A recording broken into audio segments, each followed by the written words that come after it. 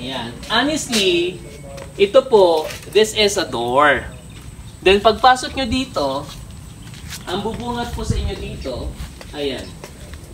Yung po yung kawa. Diba? So they have here 1, 2, 3, 4, and 5. I think ang banggit dito parang ano eh, merong scent na gagamitin, it's either na depende kung yung bulaklak ba. Kaya may mga bulaklak po dito just like this. Hindi ko alam yung range, no? Pero sabi parang 300 pesos. Then hindi ko alam yung iba. That is good for 45 minutes, no? Then, halimbawa, nandito ka, tapos pwede ka maglagay ng flower. O kaya naman eh, yung pinaka-scent, yung pabango, doon sa pinaka-tubig. Isasalang po kayo dyan, ha? Welcome to my YouTube channel, Gaylord, your garden buddy.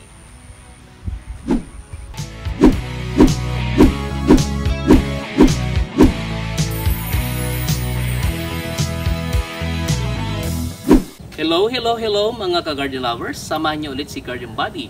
Si Garden Buddy ay nandito ngayon sa RJ Cottage and Farm. Dito lang po sa Barangay Apostol, San Felipe, Zambales. Okay? Ito po yung pinaka main gate nila, no? Ngayon, bago po kayo papasok, of course, ito po, pwede niyong gamitin ito. Instead na doorbell, no? O, sosyalin. Oh, diba? Ngayon, papasok po tayo dito. Ayan. Ayan. Honestly, meron naman pong ano, kapag pinatunog nyo po yan, meron naman pong, what's this? Mag-assist sa inyo, of course, no? Ayan. Okay?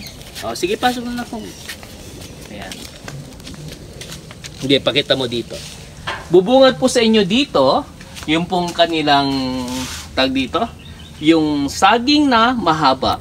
Kasi, last time, nag-flex din po ako, meron po silang saging dito. Kung meron mahabang saging, meron din silang saging na walang puso. Okay, isara ko lang po muna, ha. Ayan. Okay, dito tayo na ko. Tignan niyo po to, ha. Kung mapapansin niyo po dito, marami po sila ditong ano, suha. And that is galing pa ng Davao. Kaya matatamis po yan. Merong kulay puti and the other one is, I think yung parang pink or red. Something like that. Okay? So ito po. Then, meron din pong tiko dito. Tapos yung mga langka na, yung ano, makapuno. Ay, sandali. Ipakita mo ito na ko. Ayan o. Pag sa gabi pala, makulay po dito. Pakita mo sa taas. Okay. O, dito. Pag sinabi pong RJ Cottage and Farm, meron po sila dito kasing mga mangga din. Dinamulag, no? Kapag panahon ng yung sinasabing Dinamulag Festival dito sa Zambales, ito po yung isang area na pwede kayong fruit picking ng particular that is mango, that is Dinamulag. So, pwede po kayong pumunta po rito. Ito yung parang pinaka-resort po nila, no? Then, they have here, ito nga po, yung sa accommodation na I think that is 13,000, no? That is overnight. Ngayon, yung pinaka kitchen po dyan, pwede nyong gamitin, but that is good for 10, no?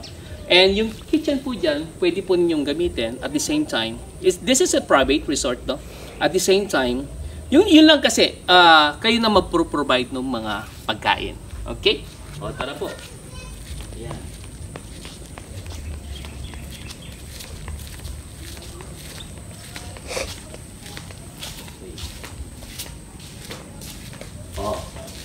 Ito po yung ano, ha? Ito po yung pinaka, what's this? Isang suha po dito. Tignan nyo naman, no? Honestly, nagtataka ako before kung bakit parang ako na bonsai po yung mga suha po rito. Pero ang totoo pala niyan, yung mga punong ito, mataas pala yan. It so happen, ito pong area kasing ito, mababa po talaga. So parang tinambakan, nagkaroon ng backfill.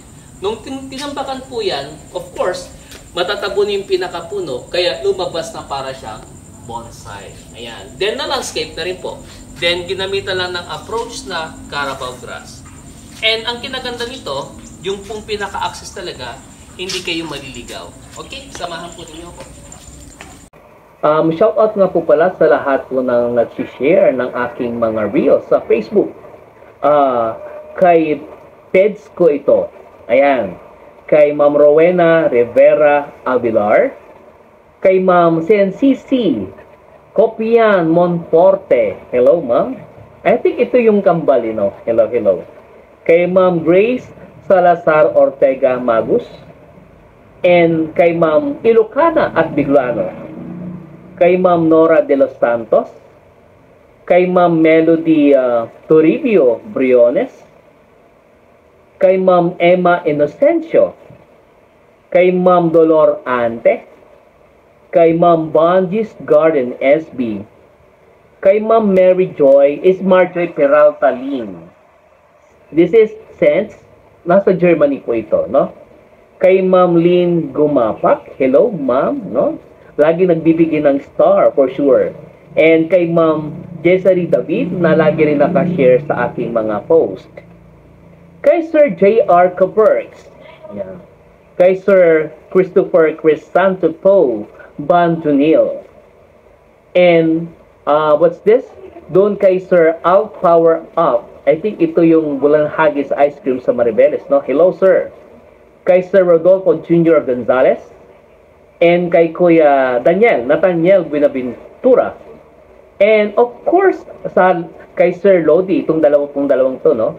Na lagi nakashare sa aking mga post, no? Unang-una na kay Sir Rondel Garland A. Reyes, no? Hello, sir, no? From Ilocos pa po talaga ito. And sa isa ring Sir Lodi na si Sir Bobet Cabalu, kasi lagi po nakashare sa aking mga post. Thank you very much. Again, Gaylord, your garden buddy. Ito, ang puno pong ito. Anong tawag dito, May? Magic fruit. Ito yung parang pakuan na ganun kalalaki yung bunga, no? Miracle fruit yata. It's okay. It's miracle fruit. Yung nga po yung miracle fruit. Yan. Alam niyo po, hindi po ba? Yung ganun kalaki, no? Yung ganun kalaki yung bunga. Okay? Dito po tayo, ha? So, ito, ipakita ko lang po sa inyo, ito po yung kanilang pinaka-kitchen, no? Then, pwede po kayong tumambay po dito, oh. Di po ba napakaganda? No? Parang, at 13,000, sa ngayon po, good for 10 overnight. Then, you can use itong mismong area. Nakahiwalay po dun yung sa paggamit ng ng kawa, no? Papakita ko sa inyo mamaya. Pero of course, yung pool, pwede nyo gamitin. And yung pool na yun, meron pong jacuzzi. Okay? So, aside po dito sa miracle fruit, meron din sila dito yung duhat. Ayan. Makikita ninyo, no? Sa laki ng dahon nito, ibig sabihin, ang bunga niyan, malalaki rin. Ganun lang naman po, kasimple po yun. No? Ayan. Then they have here flowering plants. And these are gomamelas. Ayan. Then ito, this is a ficus. Yan, ficus po ito. Natitrim lang naman. Yan. Tignan niyo po yung part dito, ha. May papakita po ako dito sa inyo. Halika dito na. Ito pong part pong ito, usually, kapag may bunga po ito, parang nakaka-enjoy lang talaga na while drinking coffee, no? Tapos yung bunga ng suha, nandito lang talaga, oh. No? Nandito lang.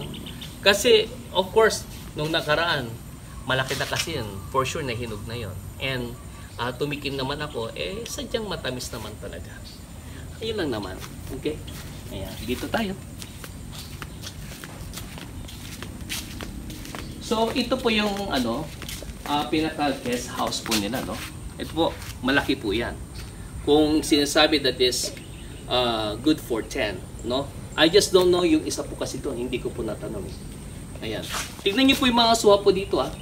Tagang mabababa po talaga. And yung bunga niyan, marami talaga. Hitik sa bunga kapag namunga naman talaga. And meron pong a sort of landscape. Kaya nga sabi ko, propose ko kay Ma'am Judith, no? And shout out nga pala kay Ma'am Judith and kay Sir Neil Polinara, no? Hello, Sir and Ma'am, no? And sabi ko nga po sa kanila, ang propose ko nga po sana ay yung bang a sort of parang revise. I-revise ko lang po yung landscape. Garden bodies approach. Yan. Dito po tayo. Okay. Ito po yung papasok po dito sa kanilang pinaka pool. Pero bago tayo pupunta po dyan, siguro mas maganda dito po muna tayo. Ayan na, nakita nyo, paikot, no? Lahat puro what's this? Para siyang bonsai na, ano ulit? Suha. Yan. Makakalimutin si garden body. Ayan. Honestly, ito po, this is a door. Then pagpasok nyo dito, ang bubungat po sa inyo dito, ayan. Yung po yung kawa. Diba? So they have here 1, 2, 3, 4, and 5. I think ang banggit dito parang merong scent na gagamitin. It's either na depende kung yung bulaklak ba. Kaya may mga bulaklak po dito just like this. Hindi ko alam yung range, no? Pero sabi parang 300 pesos. Then hindi ko alam yung iba. That is good for 45 minutes, no? Then, halimbawa, nandito ka, tapos pwede ka maglagay ng flower. O kaya naman yung pinaka-scent, yung pabango, doon sa pinaka-tubig. Isasalang po kayo dyan, yung pinaka-pabango niya. Meron iba't iba Is it lavender, no? Depende sa choice po ninyo. Yun yung hindi ko lang totally natanong din.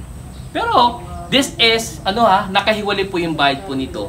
Hindi po kasama, hindi kasama doon sa inclusion kapag nag-rent ka ng 13,000. Yun lang pong sa may pool, no? Yun lang naman po. So, dito po tayo sa kanilang pool. Yan. Daan tayo dito na kung daan.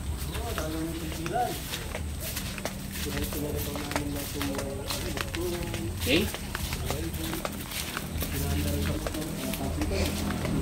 Yan.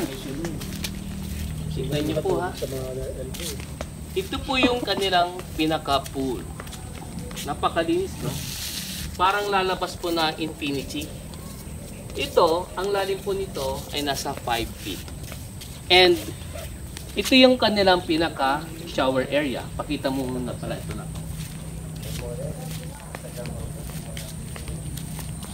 Isipin po ninyo ha, kailangan po kasi bago maligo, dapat mag-shower muna. Ayan. Then balik tayo ngayon dito. Makikita nyo po doon, yan po yung kanilang mga mangga. Yan, mango trees. Then doon po sa pinakababa, mga palay, no? Kaya kasi usaping Zambales, no? Kung usaping nature, medyo this is RJ Cottage and Farm. Then ito yung isa sa pinaka-accent po nila, maliban po doon sa kawa. Ito yung pinaka-pool. But this one, hindi pa sa baba, that is 5 feet. But this one, this is a jacuzzi. Okay? Kaya abangan ninyo dahil si Garden Body, for sure, no? Maliligo ako dito. Para yung ibang details sasabihin ko rin, at the same time, doon sa may kawa. Maliligo din po ako doon. Ayan. And sana'y lagi nyo pa rin pong antabayanan si Garden Body sa aking mga vlogs. Meron po akong, what's this? Landscaping tutorial na content, farming, and pamamasyal, at saka promotion ng delicacies, at saka ng products ng Zambales, at saka sa aking mga kaibigang artista. And ano pang inaantay po ninyo?